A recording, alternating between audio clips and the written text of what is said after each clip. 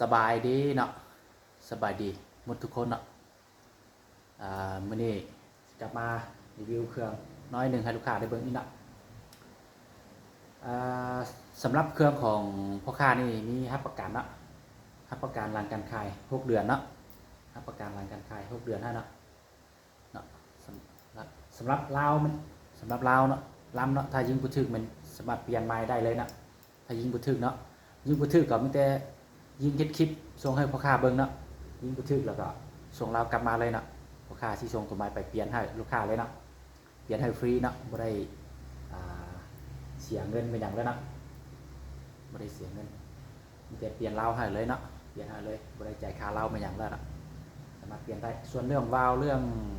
สุดยิงเรื่องหยังเนาะถ้ามีบ่ได้ใส่ไปโดนแล้วเพเนาะเพหรือว่ามันเซาะเนาะส่งคืนมาเนาะพ่อค้าสิเบิ่งให้เนาะสิเบิ่งสิเช็คละเอียดแล้วก็ส่งคืนให้ลูกค้าอีกเนาะรับประกันให้ลูกค้าเลยเนาะ ลาอีกอย่างนะห้านพ่อค้ามันสามารถเก็บปลายทางได้เนาะเก็บปลายทางได้มีแต่ลูกค้ามัดจำเนาะโอนมัดจำ500,000ตัวที่เหลือมันถ้าหับเครื่องเลยเนาะหับเครื่องแล้วก็ค่อยจ่ายเนาะตัวที่เหลือเช็คเครื่องละเอียดครบสุดเนาะตามที่ตกลงกันเนาะตามที่ตกลงกันแล้วก็มีแต่ลูกค้าค่อยโอนมาอีกเนาะตัวที่เหลือเนาะสมมติว่า8,500,000นี่ก็โอนมา500,000เนาะ8,000,000ท่านกับมีแต่ลูกค้าได้เห็นเครื่องแล้วก็โอนมาเลยนะพ่อค้ามีรับประกันเนาะลาเก็บบริการเก็บปลายทางมันจะบ่ได้ทั่วถึงหลายเนาะจะเก็บได้ภาคกลางภาคเหนือเนาะแล้วก็ภาคใต้แต่บ่ค่อยได้เก็บปลายทางเนาะเพราะทั้งนั้นก็ไกลได้นะก็มื้อนี้มารีวิวก็จะมี5 บอกเนาะทั้งหมดนะทั้งหมด5 บอกนะจะมีอันท็อป A นะพวกนั้นท็อป A อันนี้เป็นแฟกเตอร์นะแฟกเตอร์นะทางคาร์บอนนะทางคาร์บอนใส่กล้อง BSA ก็ได้นะกล้อง West Hunter ก็ได้นะถ้าใส่กล้องBSA นะครบชุดจะตกอยู่11,500,000นะ11,500,000ถ้าใส่กล้อง BSA นะครบชุดนะ11,500,000ถ้าใส่กล้อง West Hunter นะครบชุดจะเป็น11,800,000นะ West Hunter นะครบชุดกล้องสูบลูกปืนโม่สุดโอลิงนะครบชุดนะ11,500,000แล้วก็มีถ้าใส่กล้อง West Hunter เป็น11,800,000นะให้ลูกค้าเลือกได้เลยนะว่ามาแบบใดนะตัวนี้ถ้าเติมร่วมเต็มน่าจะเป็นถัง 0.5 นะเติมร่วมเต็มนะครับสามารถยิงได้ขึ้นกับเท้าตั้งล้มเลยนะเท้าตั้งล้มคอยครับก็ยิงได้หลายนะเท้าตั้งล้มแห้งหลายมันก็จะเปลืองนิดนึงนะแต่มันจะแห้งนะแต่ว่าปกติเทียบพอข้าวตั้งก็จะยิงประมาณ80-90 ลูกนี่เนาะ80-90 ลูกต่อ1 เทื่อเนาะที่เขาเติมร่วมเต็มนะ80-90 ลูกความแม่นยำก็ประมาณ70-80 เมตรเนาะยิงนกเป่ายิงหอกเนาะรับประกันให้ลูกค้าเลยเนาะก็บอกตัวที่2จะเป็นทักติโก้เนาะทักติโก้ถังคาร์บอนเนาะถังคาร์บอน 0.5 เนาะถังคาร์บอน 0.5 ส่วนนี้เป็นทักติโก้เนาะลำเป็นลำทีเคเนาะลำทีเคส่วนนี้ทักติโก้เนาะน้ำเนาะใหม่ๆเลยถ่ายสามารถพับได้เนาะพับได้สบายเนาะพับได้เลยเนาะบอกในราคา10,500,000เนาะถ้าใส่ถังคาร์บอนเนาะกล้อง BSA เนาะครบสุดกล่องสูบลูกปืนโม่สุดโอลิงเนาะครบมันตกอยู่10,500,000เนาะ10,500,000ถ้าเปลี่ยนเป็นกล้อง West Hunter เนาะ West Hunter จะตกอยู่10,800,000เนาะเพิ่มอีก300,000เนาะให้ลูกค้ามากก็ทักมาได้เนาะเพื่อมันมีพร้อมส่งให้ลูกค้าเนาะ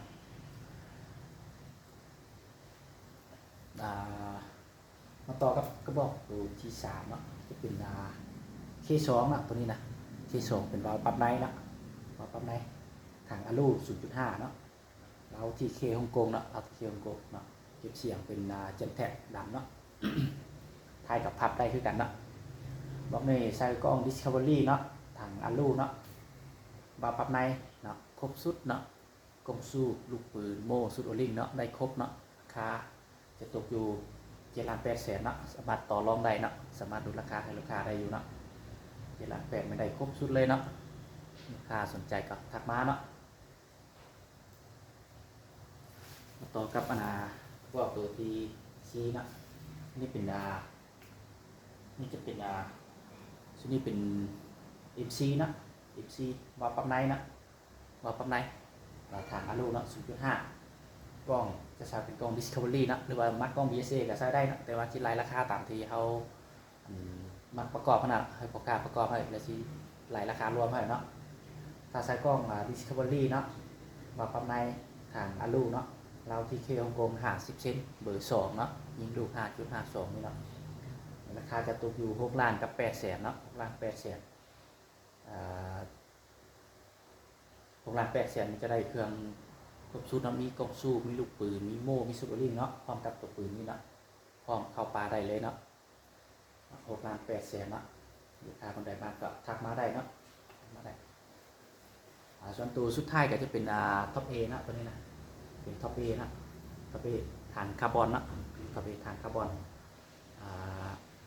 กล้องก็ถ้าใช้เป็นกล้องBSA นะครบสุดก็จะตกอยู่11ล้านกับ5แสนนะ11ล้านกับ5แสนถ้าเราใช้กล้อง West Hunter นะจะตกอยู่11ล้านกับ8แสนนะตัวแฟกเตอร์ครับท็อป A นี่จะราคาเดียวกันนะราคาคือกันลูกค้าคนใดสนใจก็ทักมาได้นะทักมาได้นะลูกค้ามีบริการเก็บปลายทางให้พร้อมเนาะมีบริการเก็บปลายทางให้พร้อมเงินตู้ที่ว่ามัดจำ5แสนนั่นนะตัวนั้นเป็นเพื่อว่าเนาะลูกค้าบางคนท่านสร้างเครื่องเนาะแต่ถ้าเขาบ่มัดจำนะเพราะค่าทางห้างเขาสร้างส่งเครื่องไปฮอดเนาะเขาเจ้ามีจัดเปลี่ยนแปลงนั้นเขาเจ้าจะบ่ไปรับเครื่องเนาะบ่ไปรับเครื่องเขาเจ้าอิสระเลยเนาะแบบคือว่าตัวเอาสำนั้นซะ ไปฮอดแล้วก็เครื่องไปฮอดก็โทรบอกไปรับก็บ่ไปเนาะแล้วมันเสียเวลาทางห้างเขาเด้เนาะส่งไปฮอดกับบ่รับเครื่องมันเสียความรู้สึกนะ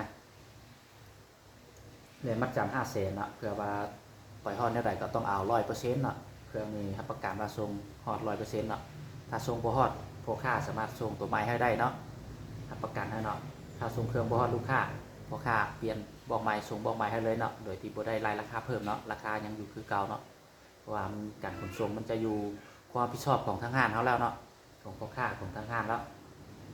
เนาะการขนส่งก็รับประกันให้เนาะประกันให้เนาะมีแต่ลูกค้าคนใดสนใจก็ทักมาเนาะทักมาได้ตามเบอร์เนาะ567079295เนาะอีกเทื่อนึงเนาะ567079295เนาะโทรก็ได้แอปก็ได้เนาะถ้าสนใจแล้วทักมาเลยเนาะ